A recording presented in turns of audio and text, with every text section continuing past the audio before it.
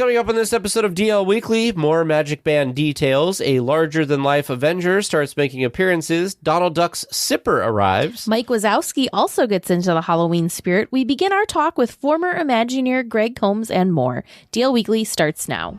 Hello, everyone. Welcome aboard the DL Weekly podcast. Please lower your head and watch your step while boarding.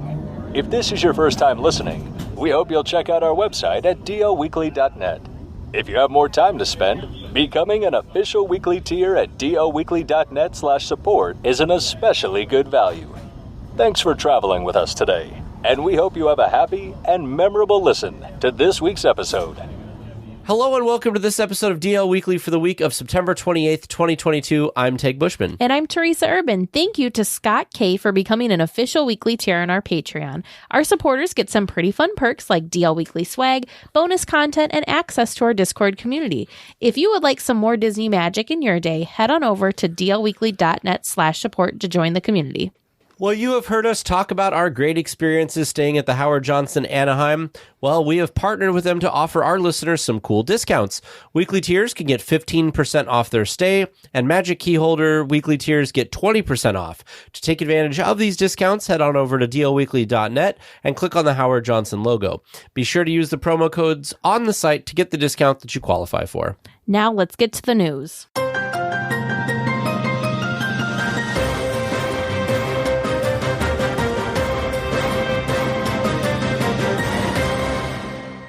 For weekly tiers who have been out to Walt Disney World and used Magic Bands, the implementation at Disneyland may confuse you.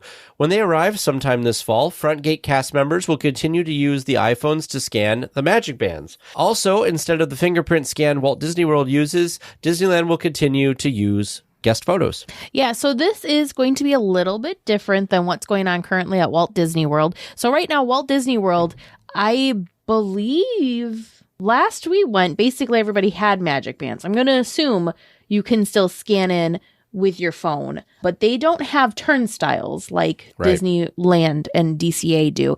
They just kind of have these stations. They kind of look like the stations that you use to scan in for your lightning lanes. That sort of, just kind of like this little lighted pillar thing. They're really fun. They make a cool noise, different than the Disneyland scan noise. But yeah, so the cool thing there is you don't have the kind of bottleneck like we do now with the turnstiles. It's right, like you've got more people can go through a smaller space because you don't have the big bulky turnstiles there. But Disneyland is keeping the turnstiles. The phones that they have been using currently to scan your tickets and to take your photos are going to have the technology to read the Magic Bands to scan you in. Pros and cons to this, obviously. It still will be faster than current with the printed tickets and with having everybody needing to pull the tickets up on their app as well, because you do have people that you don't have to wait for your phone to wake up. You just have to scan in with your Magic Band. But there might still be a little bit of a lag if it's your first day, because they do still have to take your photos. So it'll be interesting. I don't know if Disneyland will ever fully switch over to the setup to scan in like Walt Disney World currently has, if they'll ever get rid of the turnstiles, because that'd be a really big project for them to have to swap out all the turnstiles, but who knows? I mean, they did it at Disney World. I do like the Disney World option where literally there's 4 of these like pylons basically, and one cast member can monitor like all 4. However, if you ever see any of these stupid viral videos that you can find online of people sneaking into Disney World, a lot of the times it's because they're watching 4 different pylons. Basically, the cast member gets distracted one way and somebody kind of quickly sneaks past. So there is some cons to that, I suppose. I do like the fact that they're doing photos instead of fingerprints, because I know that there's some privacy concerns with them having access to your fingerprints and all that good stuff. But I'm just excited for Magic Bands to show up. I would just want them to use it. I will love the fact that I don't have to get my phone out to have my pass, which will be great. But like you said, I don't know how many people are going to have Magic Bands just hanging around. I will say, I hope that they use the technology that are in phones and watches now, because a lot of the same RFID technology that the Magic Bands use is in your phone and in your watch. So technically, you could use either of those devices to do this too, if Disney allows it. So maybe they'll do that, and that'll be really nice. I don't want to do it with my phone. One of the big things about Magic Bands is getting away from the phone, but I wouldn't be opposed to doing it on my watch. Well, a big green gamma radiated Avenger has started making his appearance at Avengers Campus in Disney California Adventure.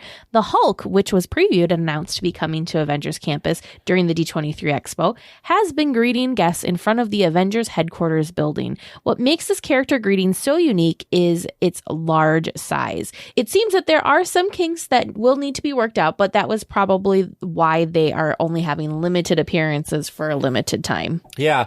So we saw this at D23 on stage. Of course, for us, it was far away or up on a screen, so it's hard to kind of see how they were going to do this. It does seem like there's some really cool technology, so I'm going to make some guesses here. So magic spoilers, magic spoilers, magic spoilers.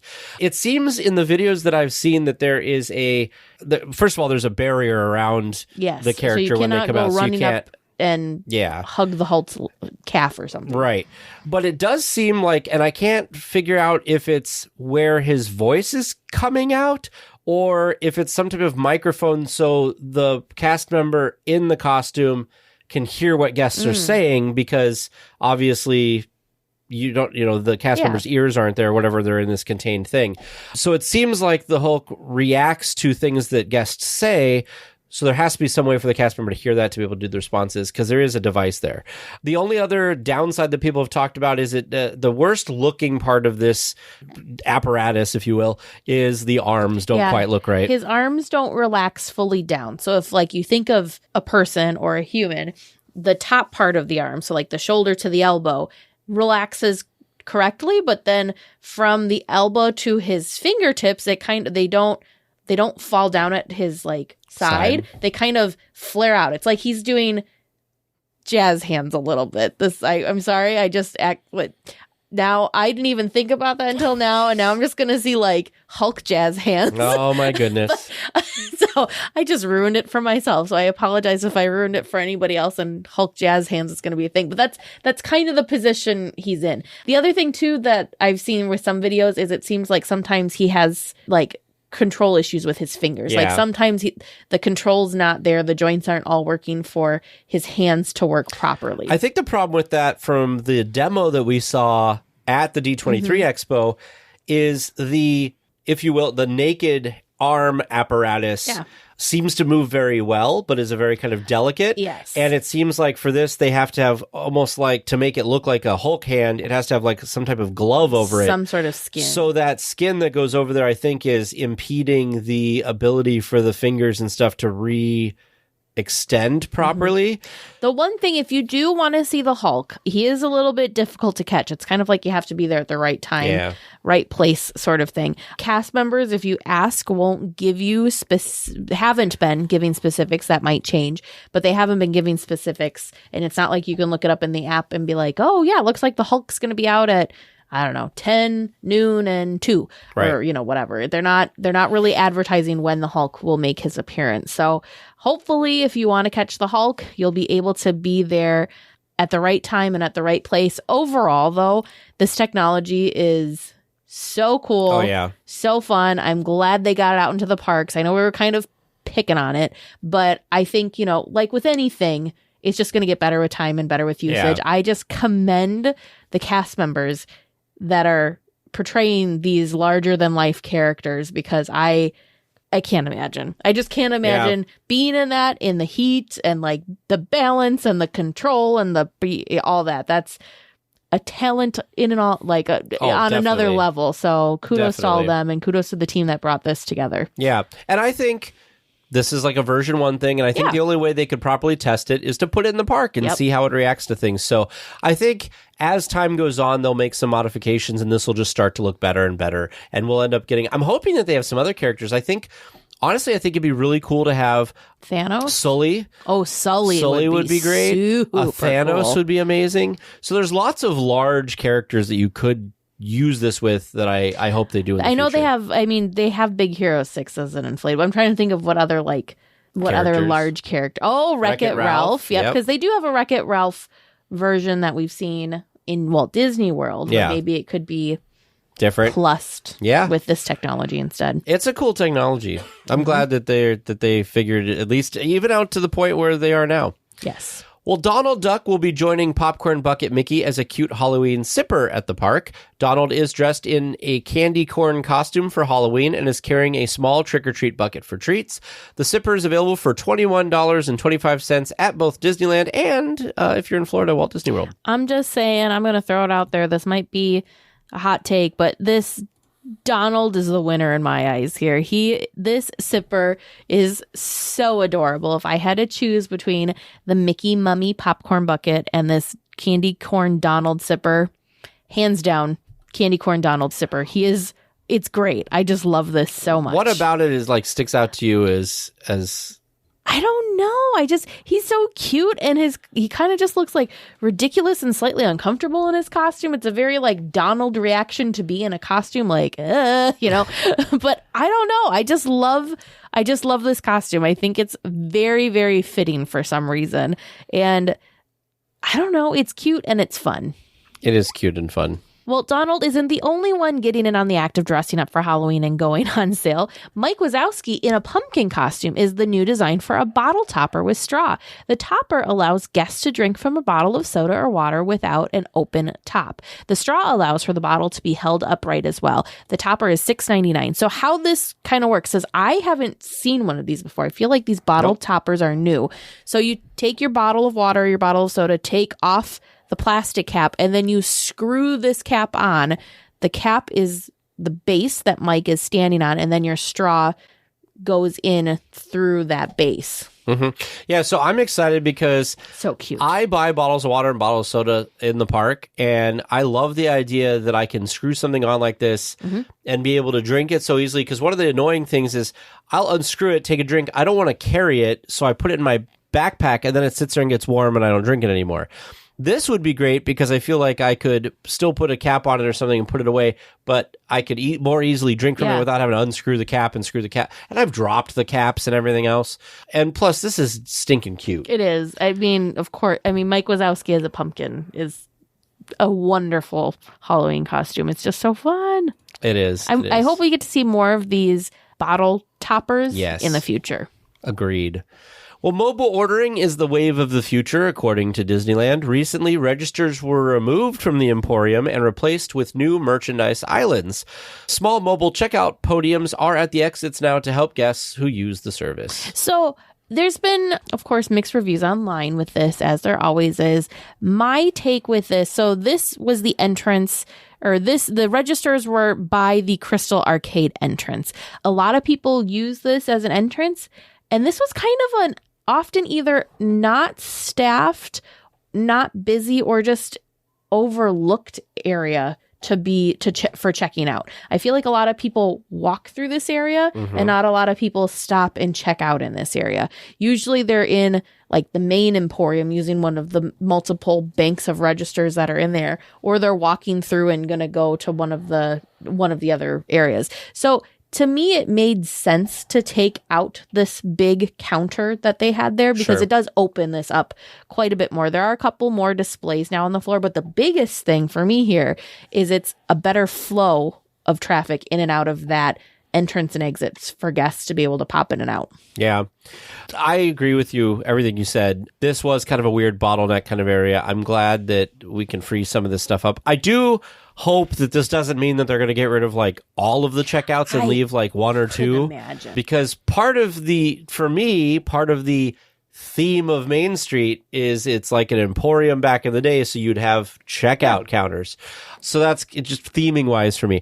The other thing too in general about mobile checkout, once I think I've used mobile checkout twice. We used it at D23. I generally liked it. The problem that I ran into that felt clunky to me was just sometimes when you're trying to hold merch and get it to scan the barcode and then put it in a bag, and I always felt like I was stealing almost. I just have to get in that mindset that they want you to do this.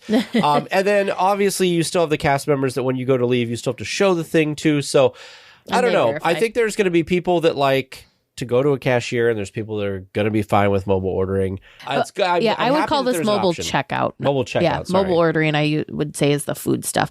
The thing I like about this is the choice. You have the choice to go to the traditional cash register, or you have the choice to use the mobile checkout. And I prefer going to the checkout. I don't know why. Maybe it's just a habit thing. But if the lines are crazy and there was just one thing that I was running in quick to grab, 100% use the mobile checkout instead, just because it's convenient for those quick things. Now, if you're buying a whole shopping cart worth of merchandise, I think it would be, like you were saying, cumbersome. It's and like using difficult. the self-checkout at the grocery store. If you have a full cart of stuff, you go to a cashier. Yes. I also want to point out we are streaming our recording of this episode into our Discord chat. Again, go become a weekly tier at dlweekly.net/support.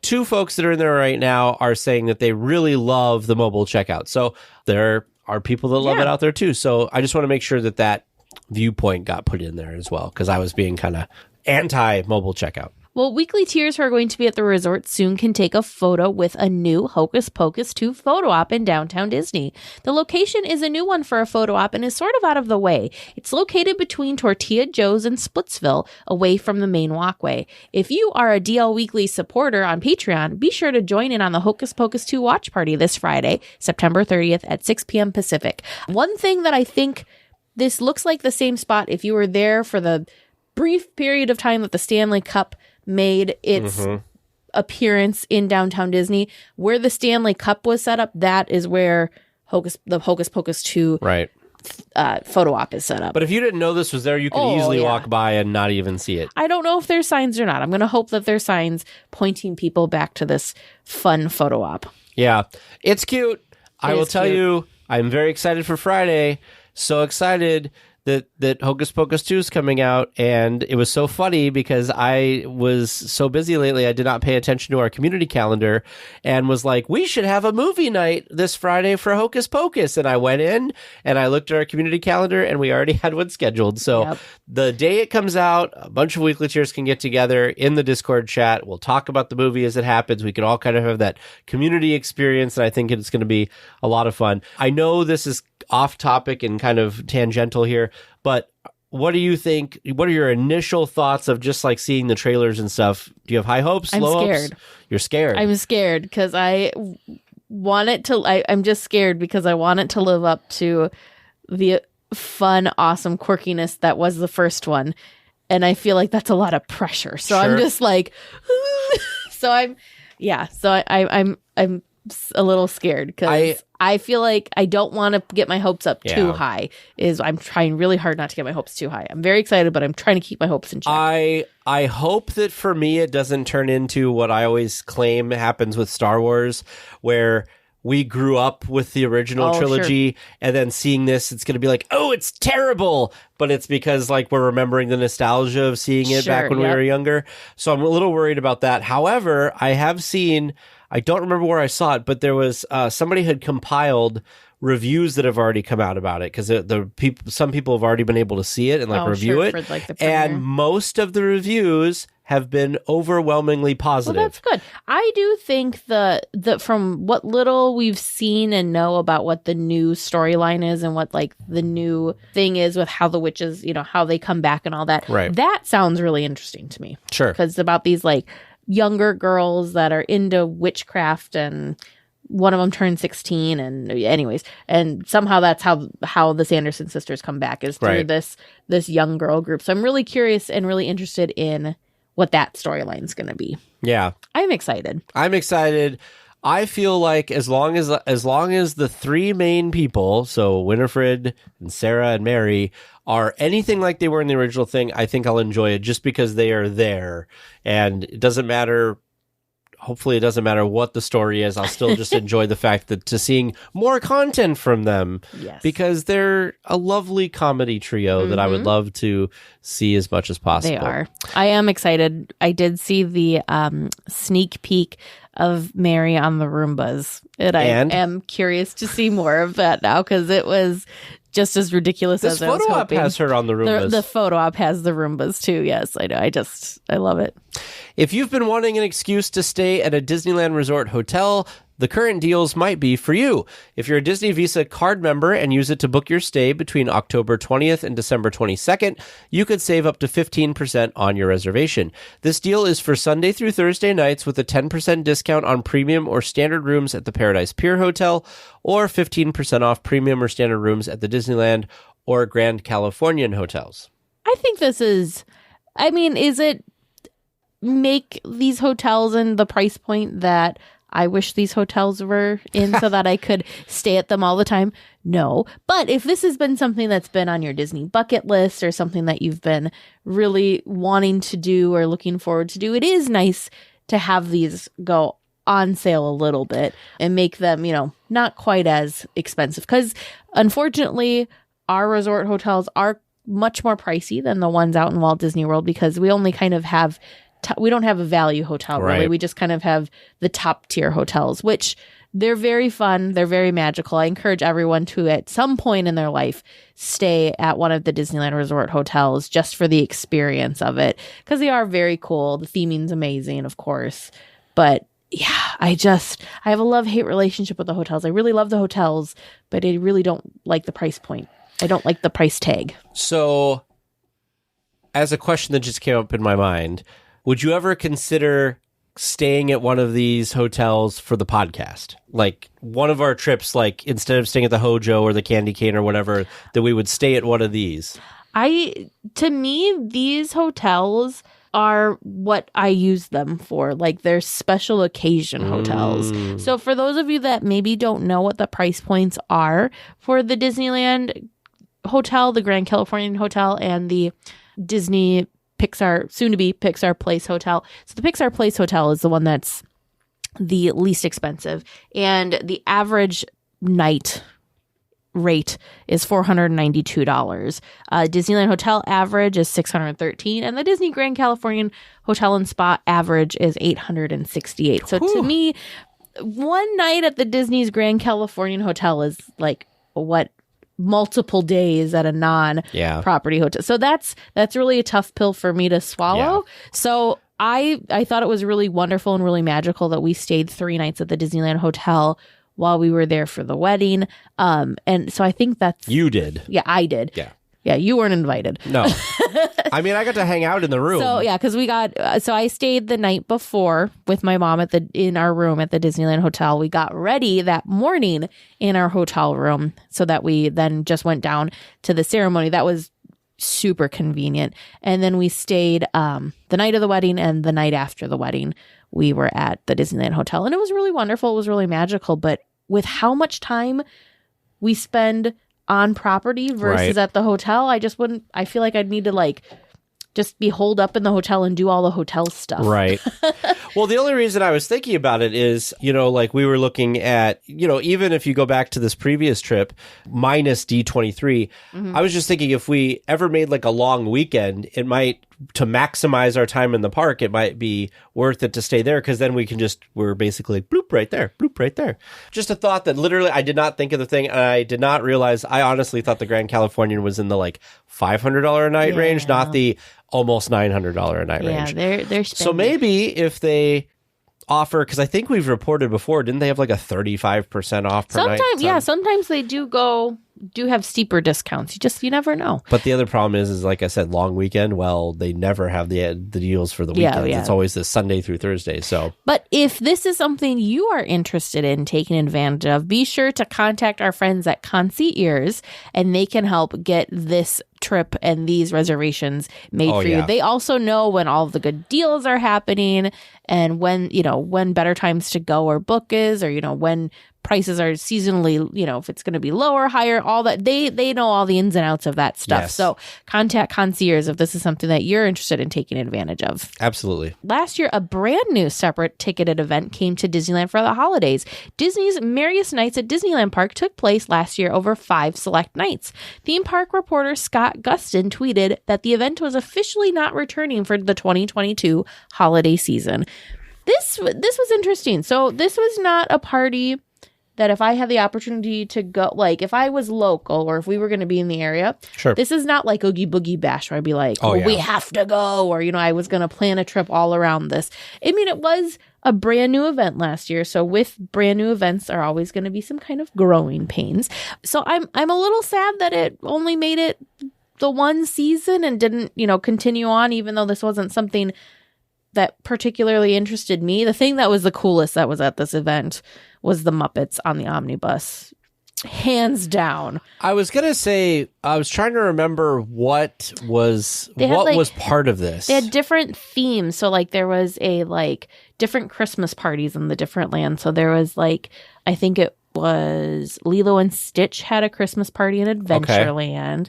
Okay. Maybe it was I don't remember who. There was different themed parties throughout the land. Tomorrowland had a dance party. Okay, Mickey Mouse had a party on Main Street. Mm-hmm. Kermit the Frog was picking their friends. Yep, it was a Victorian. We're in the theme. Coach. New Orleans Square, Princess Tiana, Miguel, Frontierland, Lilo and Stitch in Adventureland, Elsa in Fantasyland, and Buzz Lightyear in Tomorrowland. Yep.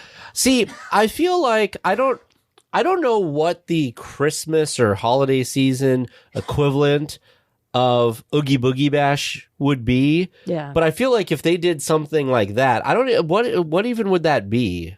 I don't even know. Yeah, I don't know either. So if they did something like that, I think it would have been more popular. It's a little sad to me that it only got the 1 year run. Yeah. And it didn't really, pan out for a second year. It was also expensive. Yeah.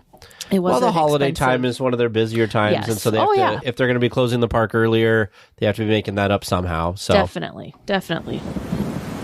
Psst, avast there. It'd be too late to alter course, mateys. And there be trivia questions lurking in every cove, waiting to be answered. Listen close and keep your ruddy Disney knowledge handy. That be the best way to answer correctly. And mark well me words, mateys. Dead men tell no tales. Here comes seeking questions and long-lost Disney information, eh? Sure, you come to the proper place, but keep a weather eye open, mates, and hold on tight, with both hands, if you please.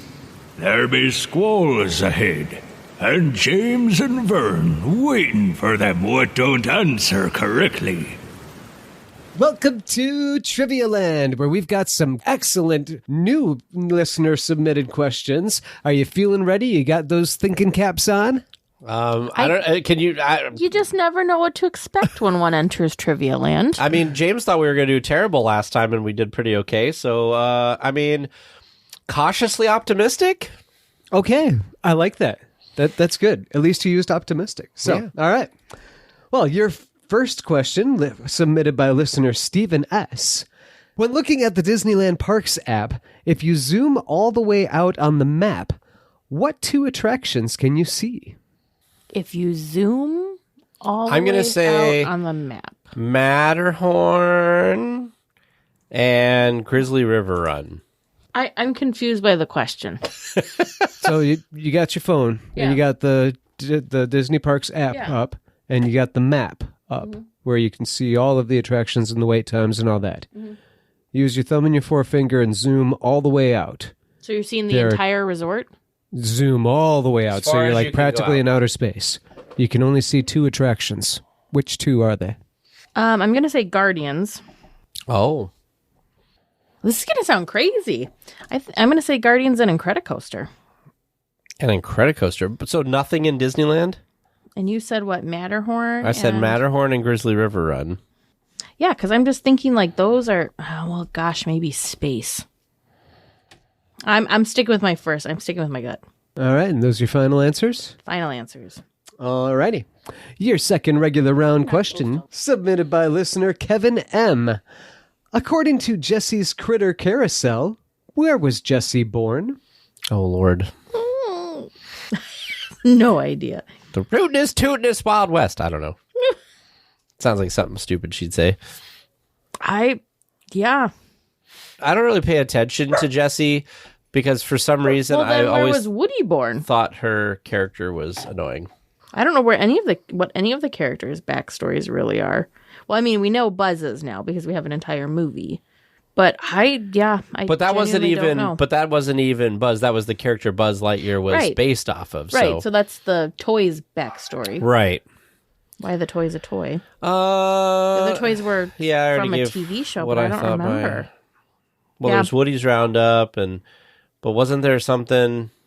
I don't know. Yeah, I don't know. I'm stumped on that one. What's your answer? Oh, I said the Rootinest Tootinest Wild West, whatever. 'Cause I said the Rootinest Tootinest Wild West, whatever. Because it sounds like something she'd say. That's a hard one. Who submitted that? That is from Kevin M. Kevin M. Who? Rootin' Tootin' Wild West. Okay. And nothing. I like how you wrote that down. Mm-hmm. Okay. All right. Final answers? Yep. All right. Your third regular round question from listener Kate A. What are the names of the holiday overlays for Luigi's Rollickin' Roadsters? What are the names? So there are holiday overlays. What do they name those overlays? Oh, man. Oh, geez. Because there's the holiday one, I think right? this one's Hollow Screams. Hollow Screams, like Hall. Like you're towing it?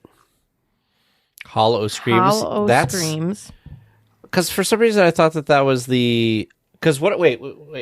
Luigi's, right? Mm-hmm. Not Mater's. Maybe that's Mater's. See, that's what I was thinking. Kate A is listening to us stream this, so she's probably cackling at us right now. Dang. Luigi's... Because it's normally called Rollickin' Roadsters. Mm-hmm. What's... For some reason, Joy to the Whirl. Joy to the Whirl. It That's is. one? It is Joy to the Whirl. Thank you. Joy to the Whirl for Christmas. And what's the Halloween one? That's what I'm saying. Hollow Screams, but that could be Mater.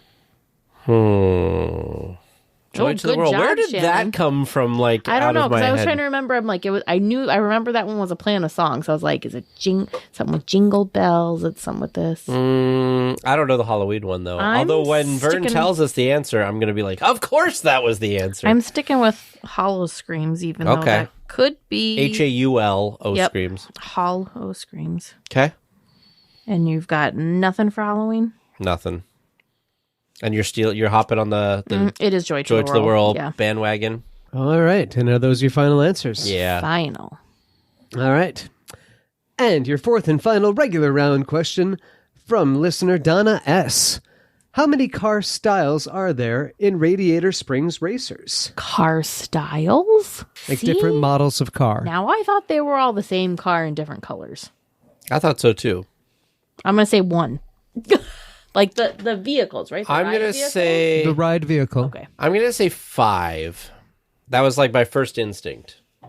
It's probably going to be like 4. I'm going to have to pay closer attention. Yeah. I like now don't ask me what they are, but I enjoy looking at the license plates. Well, we had that as a trivia question the license before. plates are usually pretty fun. And the colors, but yeah, I guess I haven't paid very close attention to the body shape. All right.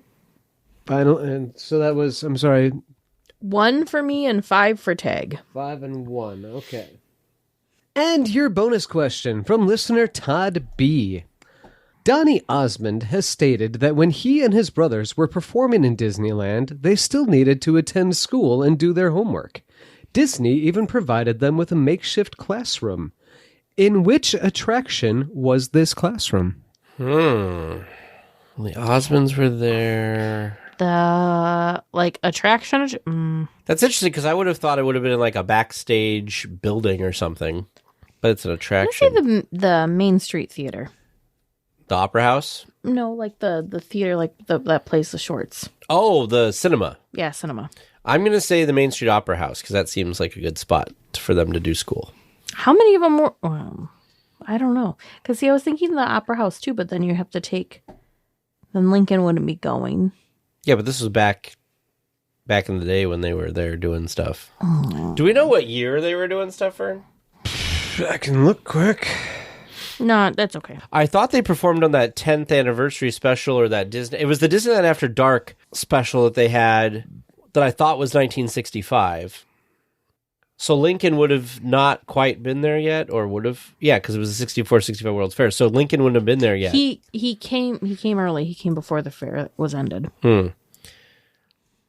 But there was still the Opera House there before Lincoln was there. First appearance in 1962. Maybe it's like the Golden Horseshoe. Oh, well, do you want to change your answer to that? Or are you sticking with the Main Street Cinema? Nah, I'm sticking. Okay. So we got the Main Street Cinema for Teresa and the Opera House for me. All right. Final answers. Yes. Fine. All right. Well, listeners, how do you think they did? How did you do listening at home? Stick around until after the discussion, and we will all find out together.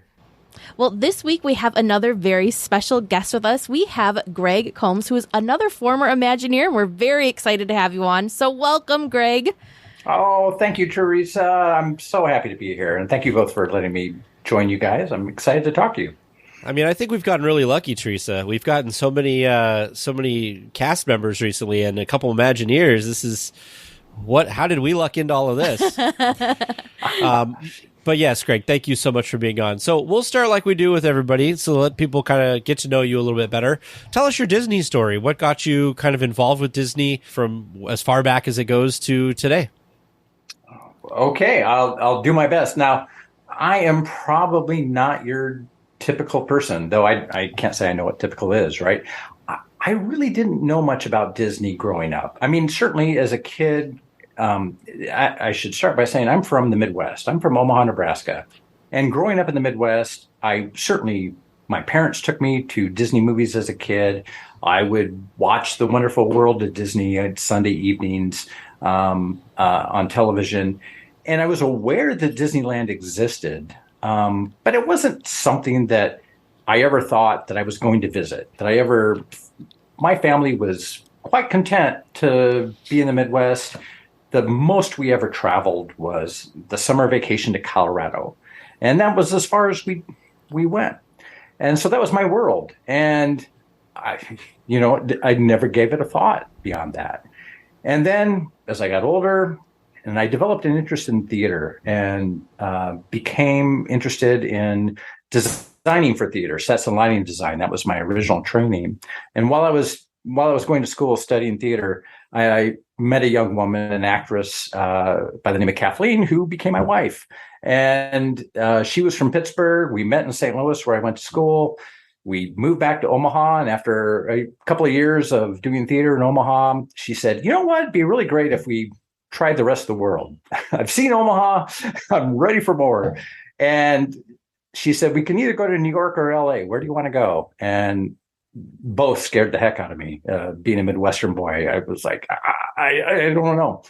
But long story short, we ended up in Los Angeles. And at about that time, Disney was in one of those interesting periods. Imagineering, the history of Imagineering is rife with expanding so that they can meet the needs of the company at that time. Ever since the beginning of WED, growing to be able to build Disneyland and then later on Walt Disney World. But then there's times also when you have all these people and you don't have any work for them to do. And you go, well, what are we going to do with these people?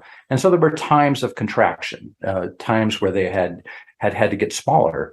And they had gone through that period in the 80s because they had produced Walt Disney World in the 70s. They had produced Epcot in the early 80s, along with Tokyo Disneyland, and then some other really great attractions in the 80s.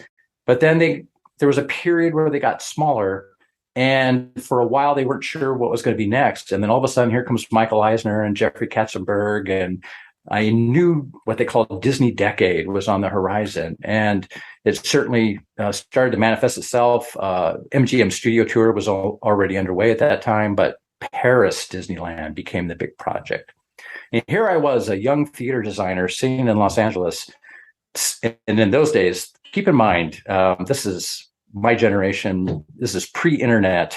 There was no LinkedIn. There was no Indeed. There was no Glassdoor. There was no way to look for jobs other than getting the Los Angeles Times and scouring the want ads, which is what I did. And in the want ads, it said set designers wanted, and there was a number to call. And it was not Disney.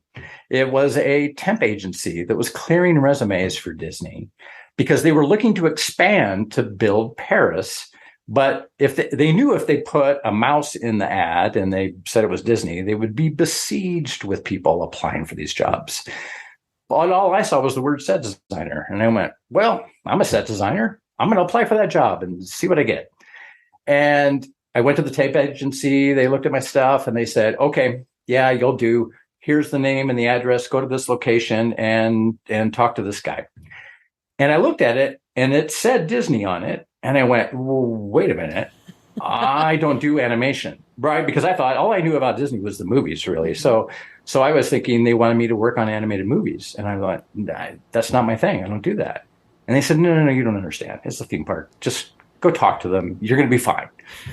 And I show up just quivering because I had no idea what I was getting myself into. I've never been to a theme park at this point in my life, right? I had no idea what it was. And I meet a guy by the name of Mitch Gill who ended up later becoming my boss. And he looked at my portfolio. And it turned out he was a theater guy too, out of USC. And he looked at my stuff and said, yeah, you'll do. And start on Monday. And I went, what am I doing? And he says, we'll show you. And so I show up the next week, and the next thing I know, I'm drawing storefronts for Main Street on Paris. And I'm like, what are we doing?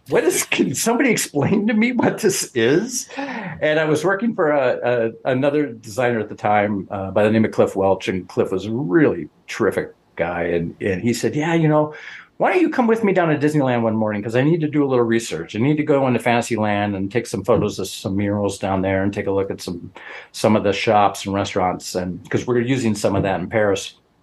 And so why don't you come with me? And I went, oh, we get to go to Disneyland? Really? We get to go? And I'm like, yeah. And he said, sure, let's go. So early in the morning before the park opened, we drive, our offices at Imagineering are in Glendale. So we drive from Glendale down to Anaheim. And, oh, geez, must have been the sun was just barely coming up. And he drives me in backstage, right? So we park backstage and we walk in through, at the time, I think it was what used to be Big Thunder Ranch. And so we walk in from there into Fantasyland. And it's hard for me to put into words the magic of that moment because nobody's in the park, yet the lights are on, and because it's sunrise and so it's still a little dusky out, right? And the music is playing in the lands, the background music is playing. There's people that are finishing up, getting things ready for the day. The landscapers are doing their final touches. The paint crew is doing their final touch-ups. Everybody's getting everything ready.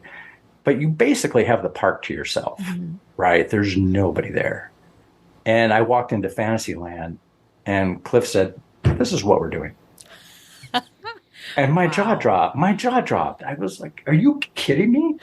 This is incredible. And so I spent the day with Cliff walking around the park, and then he like saw the stars in my eyes and he was like, okay, let's go look at some other stuff so you get an idea of what it is we're doing. And just with every moment, I went, oh, this is just like theater, only more zeros in everything, right? It's like more zeros in how long it takes to design it, more zeros in the budget, more zeros in how long it's going to play after it opens, right? And so I started to get comfortable with that and go, yes, this is storytelling. This is storytelling at probably its highest form. And because every part of what you see and experience on stage is part of the story. And I knew, okay, I found my tribe. This is it. this is my tribe. And so that began my love affair and my journey with Disney. And so that was 1990. And before I knew it, I was on a path to a 30-year career at Imagineering and had no idea that I was going to stick around. I thought they signed me to a 90-day contract, so I thought I'd be around for 90 days. And then they kept renewing the contract. And then 3 years later, they said, do you want to become a real Imagineer? Do you want to really stick around? And so I said, yeah, you know what? This isn't bad. I think I'll stay. Thanks. Wow. That's incredible. The fact that you went from 0 to 1,000, basically, as far as, Disney goes, that's unreal. I can't even imagine, like you were saying. I was getting chills of thinking about what Fantasyland would be like. And that's me, having been there before and having experienced it. That had to have been just the most magic you could have experienced. That's so cool. Oh, it absolutely was. You're right. That feeling, I think I still feel today when I tell the story because it so impacted me emotionally. I just couldn't believe that a place like this existed. Yeah. And that there were not just a small group of people, there were a large amount of people employed in the activities of designing it, of building it, of maintaining it, of operating it, of keeping the magic going. And it really kind of overwhelmed me when I thought about the complexities of what it took to create this, but then also to keep it up. That's just so cool. Well, I am excited to hear more and more to come once we get through the rest of our questions. But so when you enter Disneyland or the Magic Kingdom on a first day of one of your visits, do you have a way that you like to attack the park? Do you always go forward to Fantasyland? Do you like to hang a left towards Adventureland? What do you like to do? Now, all right. That's a tough one to answer, right? Because you're approaching this, I think, interestingly, from a guest perspective, right? Who when you come in purely as a guest, which I have done many times, right? When you come in purely as a guest, especially if you've been to Disneyland before, you sort of have a preconceived notion of your day, of the experience. You might have mapped out in your head, here are the attractions I want to make sure I see. And I don't want to leave without making sure that I've checked these things off my list. But more often than not, when I went to Disneyland, I was either going for work, right? So I was there for research. I was there to review some work that was under construction. And I would then take some time. My favorite thing to do, by the way, in going to Disneyland was just to observe. Yeah. I would find a place to sit and watch guests interact with things. And it wasn't always positive, right? I mean, it was helpful for me to see where we had made missteps, where we didn't always get it right, and what were causing those points of anguish or aggravation. And so often when I was coming for work and I had a few moments to myself, I would go find what was really wonderful to do was sit on the porch on Main Street, along Main Street, and find if there was a seat available. Too often people already know to grab those seats because when the parade comes by, they want to be there for the parade. But if I could find a place to sit along Main Street, or if I could find a little bench, or around Fantasyland. Fantasyland always provided me with those moments of what not to do, because the congestion, the strollers, the families, everybody who's trying to have a good time and enjoy their day, ultimately there would be a moment in Fantasyland of that tension happening, right? That I would go, okay, how can we address that? What can we do to make that not a point of tension, right? But when I would bring my kids, or I would bring up friends who would come to visit, and it would be their first time, I would sort of try to take a very slow and calm approach and not rush anywhere.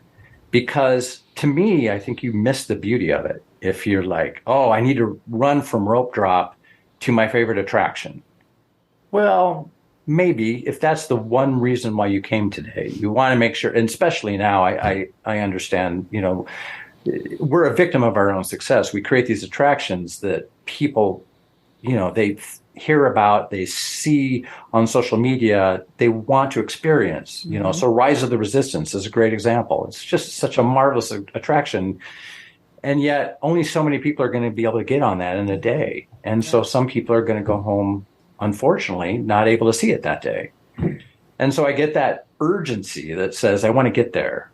But for me, coming to the park is about the whole experience, about the environment that I'm in, and enjoying that escape that I've left the real world behind. And I'm now in a place where I can I can feel it's hard for me to put into words, but there's this mixed feeling of safe and comforted and pleasurable and adventure and all these things mixed together that I just want to go explore and let things happen, not force it to happen, but let it happen. So I might be walking through the park and I might discover an opportunity that I wasn't sure was going to be there. So maybe we come around the corner and depending upon who I'm with, I see that the wait for Tiki Room isn't very long. And I'm like, hey, let's duck into Tiki Room.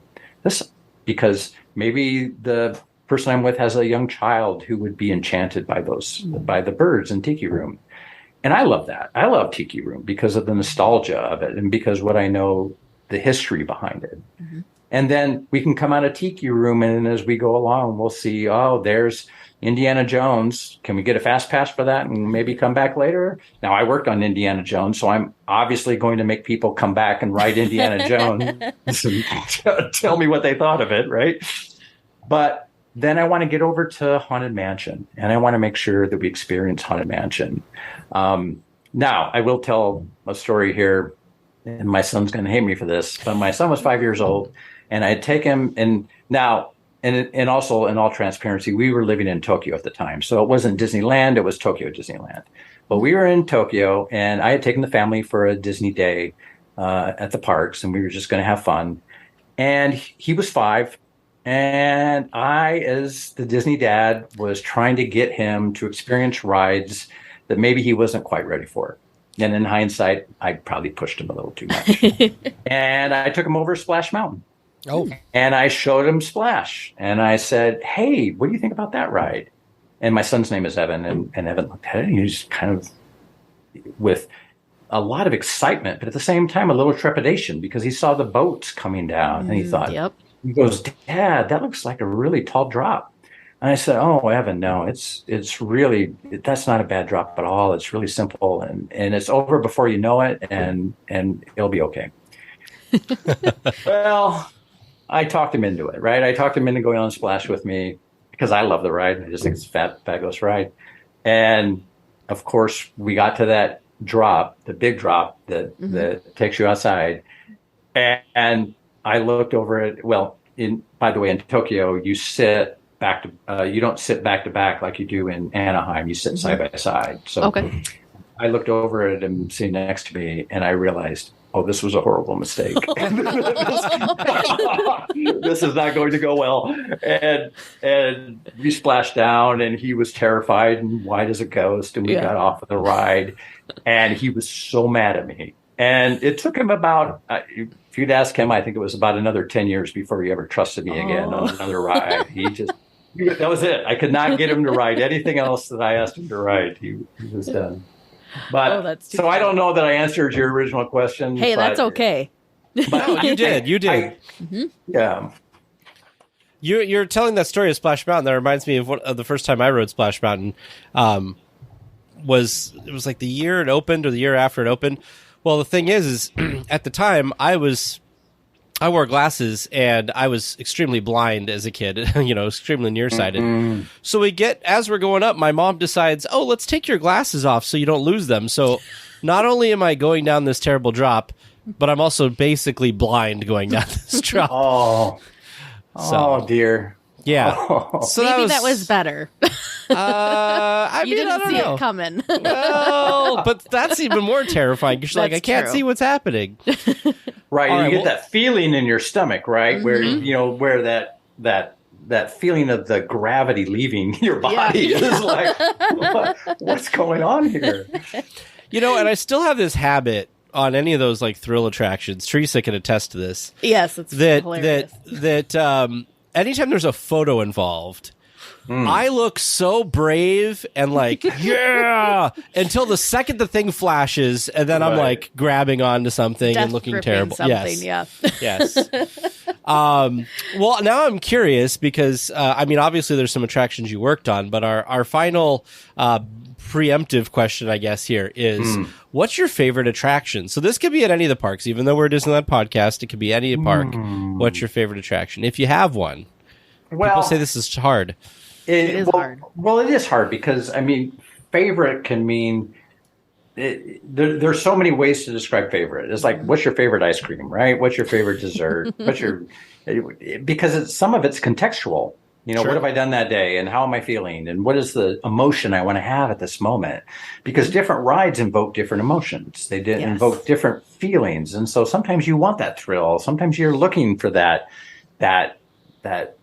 shot of endorphins racing through your body, and other times you're in a more sentimental mood. You want to reach back to something in your memory banks about your childhood or about maybe one of your favorite movies, and that becomes your favorite experience. So it's a very complex thing, and people, I'm old, right? So, the older we get, the more of these memories we have and we think about for different reasons. So I'm gonna answer your question in probably 3 parts. It may go longer than that, but I'm gonna go 3 parts. Part one is, so as a designer and on attractions that I've worked on, my favorite one is Journey to the Center of the Earth in Tokyo Disneysea. That was almost 5 years of my life, right, was spent working on that single attraction, along with Mysterious Island and Tokyo Disneysea. But it was I felt like an elegant story that we told in that attraction. And it's a thrill ride. It's the same ride system, for those who haven't been able to go to Tokyo or know anything about that ride. It's the same ride system as Test Track in Epcot. Oh. Right? So it has Radiator Springs. Yeah, and Radiator Springs, exactly. And so it has the ability to accelerate and decelerate and to climb hills and do drops. And the story we wanted to tell there was based on the writings of Jules Verne. So the whole land is based on Jules Verne's writings of Mysterious Island, Journey to the Center of the Earth, 20,000 Leagues Under the Sea. In our writings, though, in our telling of the story, we made Captain Nemo the central figure, and Nemo is a benevolent figure, not someone who is pessimistic about the future. And Journey to the Center of the Earth represented his explorations of inside a volcano. And you go on this exploration of the volcano, and you find fantastic things inside of it that are magical and mysterious and sense of awe and wonder. But then, as sometimes happens, something horrible goes wrong, and you find yourself off track, and you find yourself ultimately face to face with a lava monster. And this lava monster is upset because, unbeknownst to you, that when you went off track, you ran over some of her eggs, and she's not very happy with you. And so she wants revenge. And just before she can enact her revenge, the volcano explodes and blasts you out of the volcano. And then as you blast out of the volcano, you fall to earth and end up into a lava tube that shoots you out through a cavern in the caldera, and ultimately, luckily for you, leads you back to safety. Wow. Very cool. The thrill of that experience to me, and by the way, it took me several years to get my son to be able to ride that with me because of his experience on Splash. He was not going to do another drop ride, right? Like ever lava again. Monster? No. No. Another drop, right? No. I'm not doing 0 G's with Dad. That's just not going to happen. But that as a design, as a project that I was able to work on with a great team, right? I mean, it wasn't just me. There was this incredible team of people that worked on this. And it's still today my favorite experience. And a lot of it is tied to the emotion that I had of being part of that process, being part of the creative process to help bring that to reality. Now I say that, and then I'll tell you there's other attractions that I love for different reasons, right? Mm-hmm. Because on the most simple, mundane level, I love Mr. Toad's Wild Ride because there's nothing like that. There is nothing like that anywhere, and we couldn't do it again today. There's no way you could make that ride again today because it violates every code and everything, right? I mean, the scenery is so close to you. The ride track is so tight. You make all these tight turns, and everything's right there.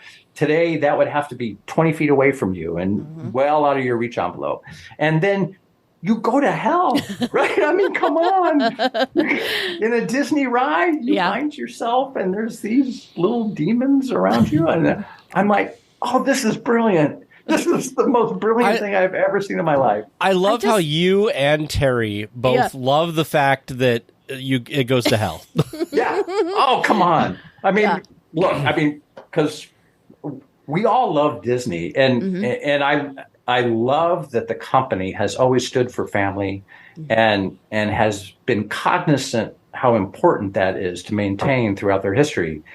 But every once in a while, when you get to explore that little dark side, just kind of sneak it in a little bit, right? That mischievous imp in me just lights up, and I have fun with that, right? I mean, and to me, it's appropriate. It's the type of fun that we should be able to have. Oh, totally. And celebrate it. The thing that's also so cool about Mr. Toad that I kind of, I don't know, overlook and don't realize is really how simplistic the attraction is. And if you like really pay attention to the set and to even just the different effects, it's really basic, you know, when you compare it to other things. It's and the fact that it's still there, it's still popular, is just makes it even like that much more incredible. As a theater guy, right, I was used to designing one on small budgets with a short timeline for building, but also to focus the audience's attention on the things that are important and not worry about the stuff that isn't, right? Tell your story and be clear and consistent in how you tell your story. And what I was so impressed with at Imagineering, especially those early attractions that were done in the 60s, the 50s and 60s, you see that same sensibility in design, right? If you walk any of those rides with the work lights on, Pirates is my favorite because everybody just, and rightly so, is agog at Pirates, of the complexity of it, of the size of it, of you know, it's such a monumental attraction. But you turn the work lights on and you go, oh my goodness, this is a big empty room with just a few simple set pieces in it and some audio animatronics. Yeah. And a lot of it just goes to black. And even some of the stuff that you think is dimensional isn't dimensional. It's painted, but painted in a way to make you believe that it's dimensional. The tricks that they used in rides like Pirates, in Haunted Mansion, in the dark rides of Fantasyland that were done 50s, 60s, and even up into the early 80s when they rehabbed them, they were truly masters at that. And it just impressed me so much of how they knew where to focus the guests and still tell a wonderful story. Now, I have to admit, I was part of those teams that then started to tip the needle to the fully immersive cues and the fully immersive storytelling. And you got to design every inch of the showbox, right? So I was part of Indiana Jones. I was part of Tower of Terror. I was, Journey to the Center of the Earth, same thing, right? So I was on those teams and we all went along with the idea of, no, let's create this really cool immersive environment because that's what people expect today. And in some ways we created that expectation ourselves. Now I still love those, but I know from probably if you had a finance person on the call with us, they would tell us that we're spending a lot of money for that, right? There's a lot of money that goes into the rock work, the character facade, the theming of all those spaces. And it's a fair, I'll call it a criticism, but maybe that's too harsh a word. It's just a fair comment to say, is it always necessary? I don't know. It certainly in those early attractions, and maybe it's our sentimentality with the past that makes us think that way, it wasn't. And I wish I was smarter about that. I wish I had been a better designer when I was thinking about that, to think about how to capitalize on that. The thing that's so neat, though, is that they both exist in the same place, and they both have... I mean, look at Peter Pan. Peter Pan's always got this crazy wait, and it's what? I don't know, 2-3 minutes is all the attraction is, and people will stand there and wait. Yep. You're flying, right? Yeah. Who doesn't want to fly? That's just what's so great about Peter Pan. And I'm glad you mentioned Peter Pan, because that's probably it's my favorite because my kids, when the look on their face when they rode Peter Pan just was so magical. Yeah, I love it too. It's a very difficult attraction to walk, right, for many reasons, and to look at. But I love that attraction. I love all the dark rides, even though some of them are, I'm going to regress and tell the story. So a good friend of mine. Who is from the Midwest, he and his wife brought their little 5-year-old boy out to California, and I took him to Disneyland. And there's something about the age 5, I think, which is a tough age, right? It's like... Don't let Greg near the 5-year-olds, people. Oh, my goodness. I mean, you're old enough to, from a height standpoint, right? You can start to ride things, but maybe from how you process the world around you, there are things that we all take as adults as we know that's make-believe, we know that's imaginary, but they still see as real, right? That to them is a real thing. And so anyway, he comes out and I take him to Disneyland, and his father works in theater. And so I thought he would have a pretty good understanding of theatrical techniques and all that stuff. Yeah. So I take him to Fantasyland, and we're going to ride the dark rides. And we do Mr. Toad's Wild Ride because, as I mentioned, that's one of my favorites. I thought he would love it. And he came off just shaking, just terrified. And I went, his name was Christopher. I said, Christopher, are you okay? Is everything fine? And he says, yeah, that was kind of scary. I'm not sure I'd like that. And I said, think of it this way. When we're riding those rides, what you're seeing is a lot like what your dad does in a theater. It's just scenery on stage telling a story, but instead of actors, we have puppets. And so the puppets are just like the actors that you would see in a show. And he went, oh, he thought about it for a second. And he thought, okay, that makes sense to me. I'm okay with that. And I said, great, let's go on Pinocchio. And I take him on Pinocchio. And I'm thinking, oh, what could go wrong on Pinocchio, right? This is fabulous, Pinocchio. And we get to Pleasure Island, and every kid's turning into a donkey. And he's thinking he's going to turn into a donkey. And we get off Pinocchio, and he just looks over at me and he says, no more puppet rides. No more puppet rides. Oh, man. I mean, that you do make a very good point that at age 5, they're tall enough. But yes, it's a little... it's still a lot to take for their really little minds. It really is. And so I learned my lesson on this and always told people, look, wait for your child to get a little bit older. And then I'll be happy to take them anywhere they want. But 5 might be and I'd say that Dumbo certainly is a great experience. The carousel is a great experience. Just being in the park is a great experience. Tom Sawyer's Island is a great experience. The Mark Twain. There's certainly great things you can do, but. Don't go on the puppet rides. Oh, too funny. Too funny. Well, I am very excited to start talking more about your career and your time there. And I kind of want to go back to the beginning. You don't have to pick up right as you entered Fantasyland for the first time and walked the park for the first time. But what were some of the earlier projects that you were on that really kind of stick out to you? Well, as I mentioned, I started on Paris. Really didn't know what I was doing, and I, to be honest with you, I wasn't very good. So a lot of the stuff kept you anyways. After a 30-year career in Imagineering, I wasn't very good. Well, especially in those early days, I didn't really know what I was doing, and luckily there were a lot of good people around me who just mentored me and helped me along, and really that kind of came to fruition. For real when I worked on Roger Rabbit for Toontown. And so that was my first attraction to work on from sort of beginning to end. I was brought in as a show set designer on that one. And the person who was sort of my direct supervisor on that, his name was Robert Coltrane.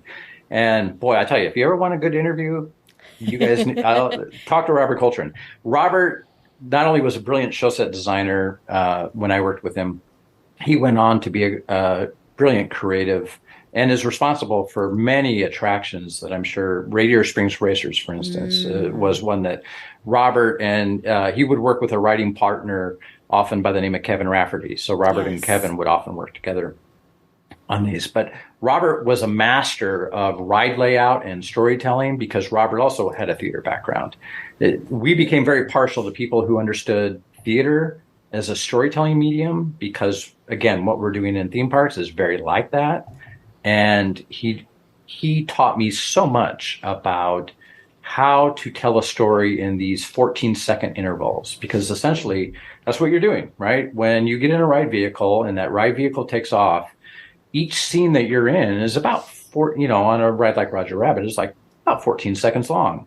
And so you have to be able to tell a story in 14 seconds. And then move to the next scene and the next scene and the next scene and the next scene. And so how do you get a point across in 14 seconds, but visually, and audibly as well, too, through whatever devices that you're using in that particular attraction. And the the real difference between theater and theme park storytelling is that time, that essence of motion and time. Instead of staying static in a seat and watching something take place, you're an active participant moving through it with, in many ways, time can be a benefit, but it's also an enemy of trying to get your point across, right? You're always trying to figure out, okay, I got to boil this down to the pure essence of what it is I want to say. And so working on Roger Rabbit under Robert and a great team of other people who worked on that, Joanne Cicero, who was the overall creative director for Toontown, he and I became good friends later on working in Tokyo together. It was, as a young designer, watching these people who were masters of the craft, I was just blown away. And it was also I had to figure out a way, because when I joined, by the way, everybody was still drawing by hand, right? We were all using pencil and paper and whatever mediums we worked in.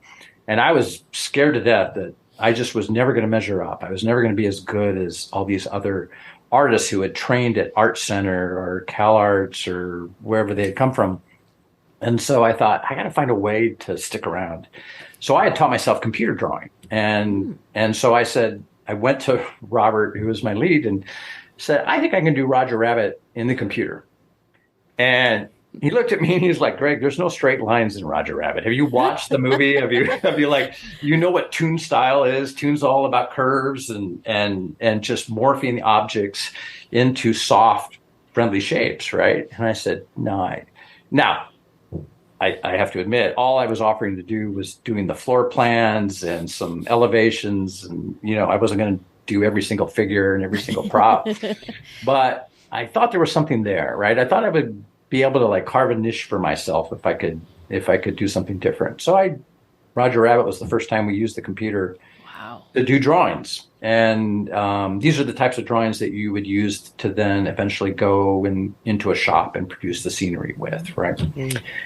And that there were a couple other people at the time who were experimenting with the computer and playing around, and they saw what I was doing, and we all kind of banded forces together and started figuring out, okay, if Disney's going to go to this path, let's figure out how we do it. And let's start setting some processes and standards for how we do it. And that kind of helped make people go, oh yeah, we should keep Greg. Let's keep her around for a little bit. Wow. That's so cool. What was your part in Roger Rabbit? So you've got someone, like you said, and you mentioned Kevin Rafferty. So you've got someone that's basically the show writer. So they kind of do, in essence, the script. So then how do you go from that to then where do you pick that up as set design? Do you then say, okay, here's a script. We have to now figure out, here's our space. Yeah. So usually on a project like Roger Rabbit or really any attraction, you'll have, in the early phases, you'll have a show writer, you'll have a show producer. Later in my career, I became a show producer, but the show producer is responsible for really putting the strategy together for how you're going to execute design. And then there'll be a creative director. The creative director really works closely with the show writer to really come up with what is it that we want to do? What is the story? Where does it take place? When does it take place? Why are we doing this? And start to think about how to tell that story. What's the right ride system to use? What's the right length of time that we want to be here? And then there's all kinds of other factors that enter into that, right? I'm simplifying it just for the purposes of this conversation, but it's a pretty complex process that has a lot of people that weigh into it. But on the creative side of it, it really begins with that show writer, creative producer, creative director. The three of them really sort of lead it. And then eventually they will bring on illustrators or storyboard artists who they will direct to say, let's help articulate what this looks like. That usually happens in a phase we call blue sky. And in blue sky, you're articulating what is it, why are we doing it, and what do we want you to feel when you're experiencing this. And so from that blue sky, if everybody gets on board with what it looks like, what the story intent is, we put a very rough estimate against it and a very rough schedule against it and say, yeah, we think we can do this in this amount of time and for this amount of money. We'll go on to the next phase, which is concept design. concept design, you start to bring in some more people who have specific skill sets, architects, ride designers, people that can say, yeah, this ride layout, we're going to need to modify this a little bit because the vehicle maybe can't make that turn or can't go as fast as you think it does, right? There's real world physics that enter into that you don't expect the creative director to always understand or to have deep knowledge about. They have a level of understanding based on their experience, but they don't have to be experts. They must have skipped that step for rocket rods. Oh, don't get me started on that one. Don't get me started on that one. That's a good one, though. That's a great story. But I'll stay on topic. Sorry. We'll shelve that for later. Well, yeah. Put a pin on that one. I'm making notes here. I got quite the list. All right, so, long story short, as you grow that team, as you add people on, the show set designers come on to take those illustrations and storyboards that were created and start to turn them into drawings that have measurements, right? To start to say, oh, this is how big it is, and this is how we think we might make it, and this is, the materials that we might use, and this is, we got to put a speaker in it, or we got to make a special effect hide in it, or we've got to have an animatronic or an animated prop pop through it, or something like that. And so the show set designer starts to articulate all those things for the scenic elements, but also then becomes the traffic cop for where everything stays and lives. So, I think at one time we used to say we have 140 disciplines at WDI, and I think that's true. The show set package would contain essentially the information from these other disciplines and make sure that they all cohabitated together so that the special effect didn't collide with the show lighting, didn't get in the way of the animatronic base frame, didn't interfere with the reach envelope of the ride path, right? Wow. And so when you start to think about all the single elements that are in an attraction and then how do you make it all work together? Yeah, it makes your head hurt. And it still blows me away that Disney can do this and that we build anything, right? Because they're very complex machines. Well, wow. Man, I feel like I have 2 or 3 questions I've written down from all of your talking that all relate to what you just said. But one of them, I think you just answered it basically, was from somebody who worked in the design process and to completion. You just explained the whole process of an attraction. I think a lot of people nowadays, we don't understand how complex all this stuff is. But they look at things like attractions in Walt's time and how quickly they could build these amazing things, and how nowadays it's like when Disney announces something, it's like 5 or 6 years later you get it. So my question was going to be, why does it take so long now to complete something as though it didn't before? But I think you kind of just answered it with this. They're just so much more complex nowadays that it takes a lot longer. But take, I'll tell you, I mean, that's a great question. And it's a question we would ask ourselves all the time. And every project manager I ever worked with would ask me that question. Why can't we, Small World was done in 9 months. Why can't we do that again? Right. And there is truth in that. We have fallen in love with more complex ride systems. You look at Rise of the Resistance. That's not just a ride system. That's 3 ride systems, all put together, right? I mean, that's a very complex machine that's operating there. Soarin' is a very complex. Tower of Terror is very complex. But even the simple rides, even a boat ride that we do today, even a what we call a bus bar ride, the single car dark rides take more time than they used to. And so if you think about it, you go back to those days when Walt and the Wed Imagineers were building, there were only a couple hundred Imagineers in those days, right? In the 60s, who did Pirates of the Caribbean, who did Haunted Mansion, who did Jungle Cruise. They outsourced quite a bit. Right? They would outsource the scenery building to Gross Studios. They outsourced the landscape design, the architecture, the engineering. And in those days, there was only one park. And so that park was only open 5 days a week. And it wasn't open as many hours as it is today. And so when things broke, people had a couple of days during the week they could fix it, or you could come down at night or early in the morning and you could help fix it.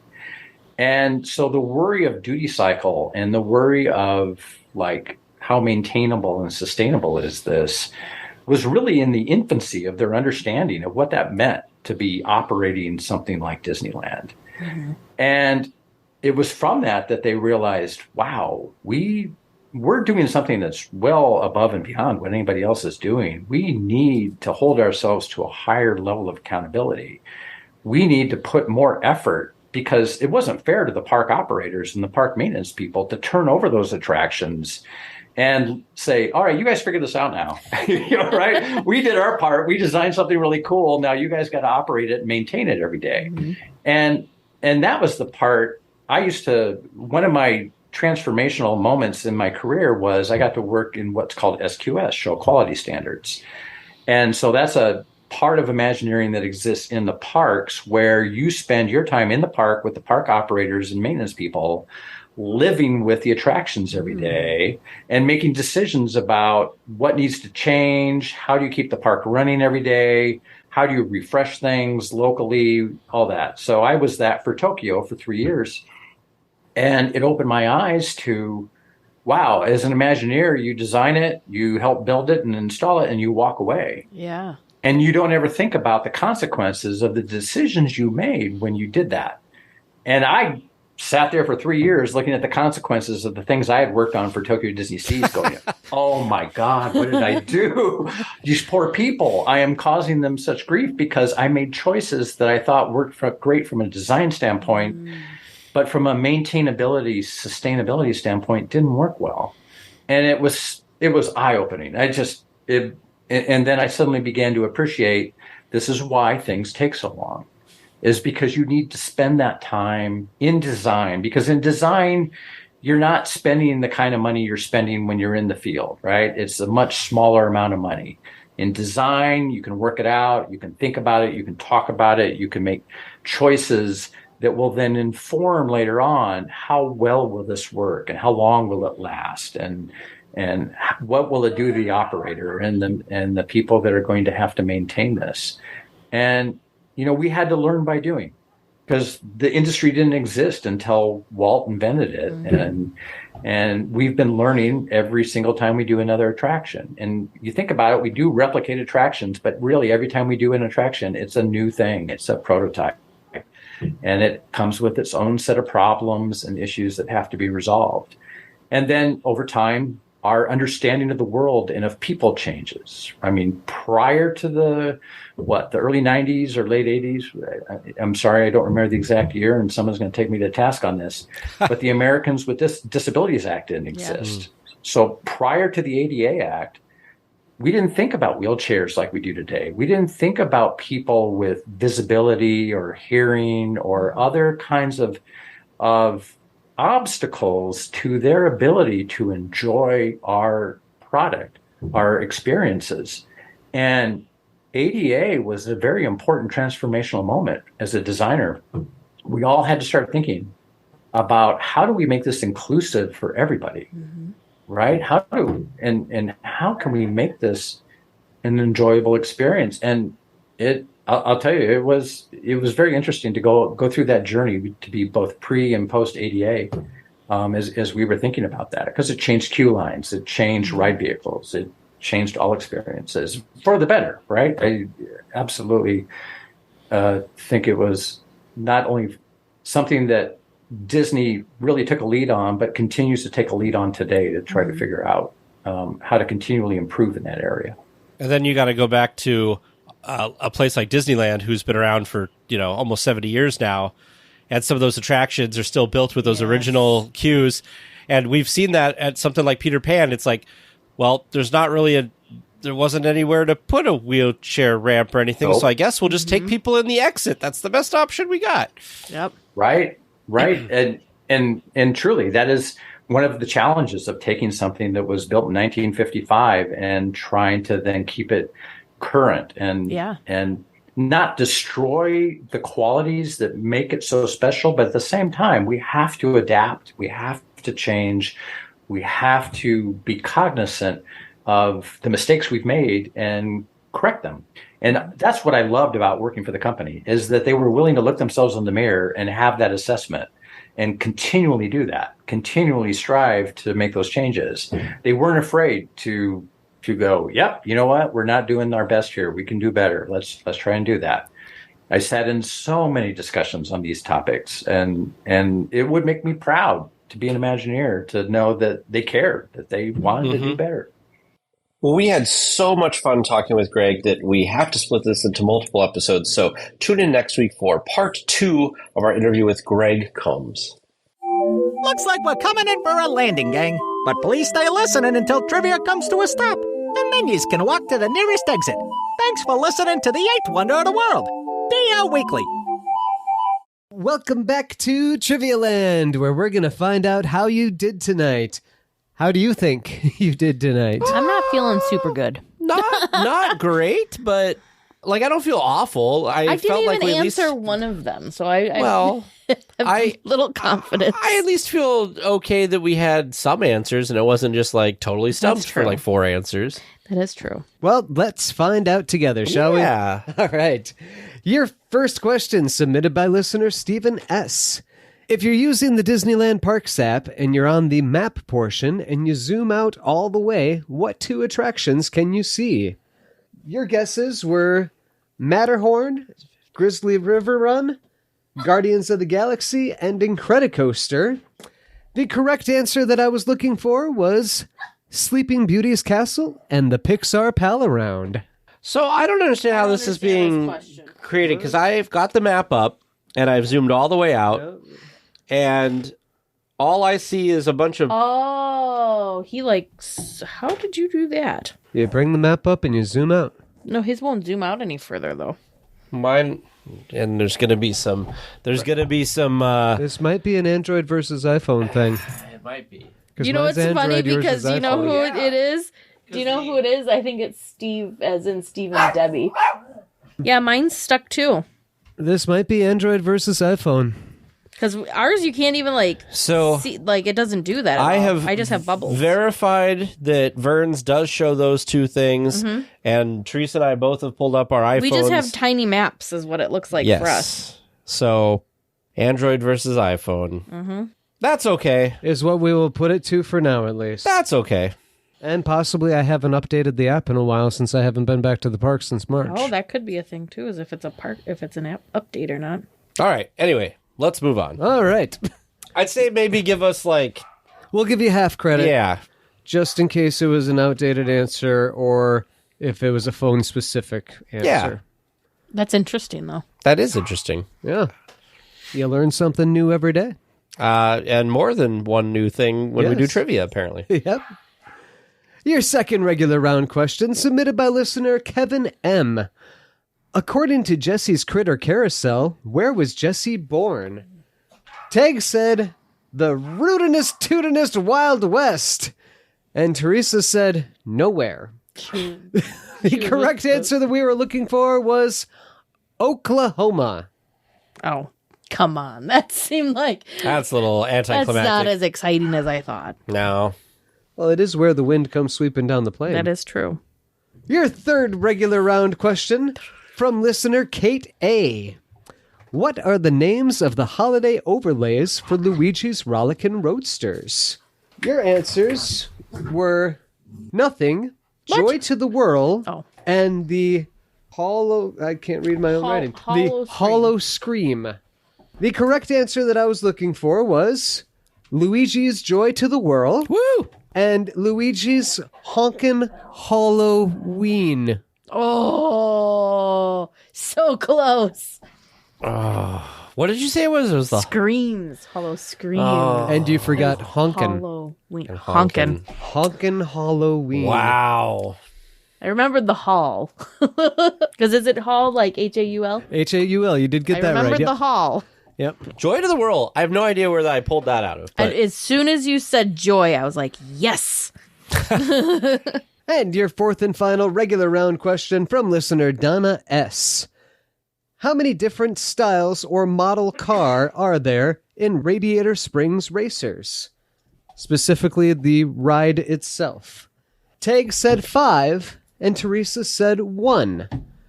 The correct answer that we were looking for And I spent a lot of time looking at a lot of images on Google so that I could confirm this. And I checked 3 different reliable sites to confirm it. It is 2. 2. They're almost the exact same shape of car, but when you look closely at the headlights, there are large round headlights and there are sleek swept back headlights. There's round ones? Yep. Oh, right there. Yeah.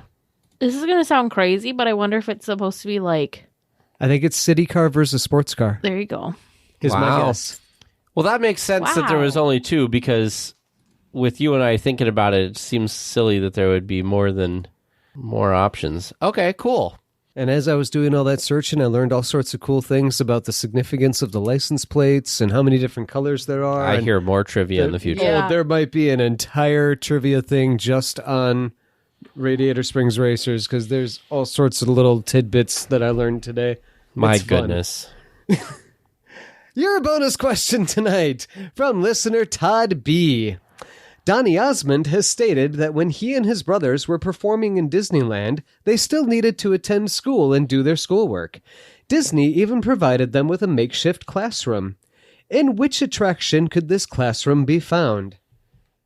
Tag said the Opera House, and Teresa said the Main Street Cinema. The correct answer that I was looking for was the Haunted Mansion. What? Oh. Because it wasn't open yet. Yeah, because it wasn't open. It was just a shell. I bet you wish you were one of the Osmonds going to school in the Haunted Mansion. Wow. It was probably pretty boring looking at that. Yeah, but still, knowing what it is now, that's amazing. That was a cool question. Dang. Well, listeners, how do you think they did? How did you do listening at home? Do you think you've got some great questions that can really stump them next week? If you've got that perfect question and you'd like to hear it live on the air, feel free to send that in to us at trivia@dlweekly.net. Well, we will be back next week with more Disneyland news and information. Until then, go out and enjoy the parks. Please remain seated until the podcast comes to a complete stop and the doors have opened. Then collect your belongings, watch your head, and step carefully from the episode. On behalf of all of our crew, thanks for traveling with us. And we hope you have a happy and memorable visit here at DL Weekly.